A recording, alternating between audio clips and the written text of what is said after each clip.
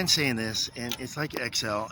Excel, the Microsoft product, great for business. I mean, has really changed the face of business when it came out a couple decades ago. And people learned it, and then it changes, and people have to relearn it, which is frustrating for a lot of people. But I love Excel. I think Excel's great. But when it comes to accounting, it's pivotal. But it's a tool. It's not somebody to do it. It's the tool to do it with. Now, smart companies are going, how can we use AI to improve our business 10% or 20%?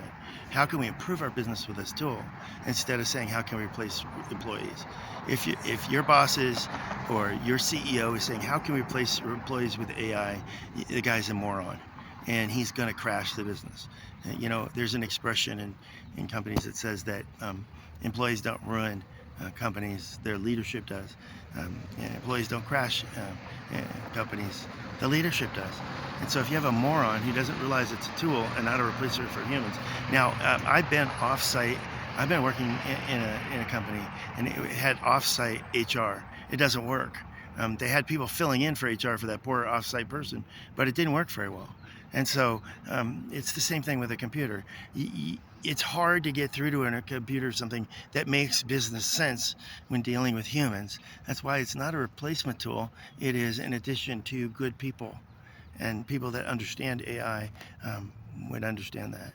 AI can only be taught what it already knows, or what it can learn from what's out there. It doesn't just reason through things. I've had some conversations to try and get it to reason through things. It's really interesting. Anything that a normal person would go, oh yeah, I see your point. AI can't, because it's never been taught that until recently. I think I just taught it because then it changed its tune. But anyway, it's a tool.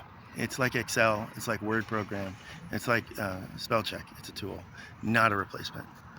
Don't forget that boycotting is very American.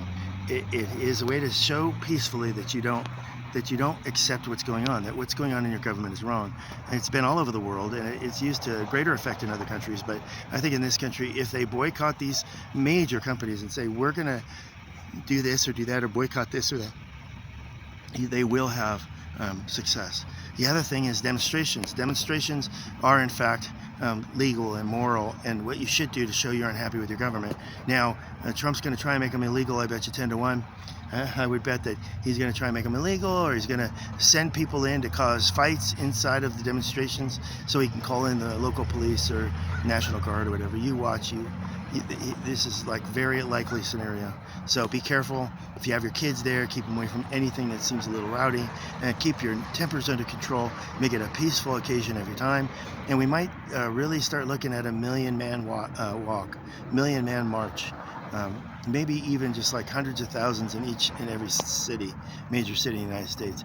And there's one more thing you could do, a massive thing.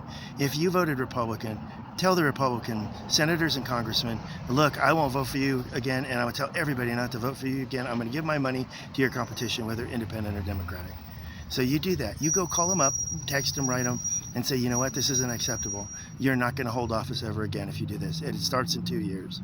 So that's what you can do if you don't like what's happening to our government. Those are 3 peaceful things to do. Vote against them, boycott, demonstrations, and tell your neighbors, tell your friends, look, this is destroying our government. And this is destroying our life. And we paid into this. This is not some sort of scam. We paid for this to be here when we got older, when we got sick, or when we became unemployed.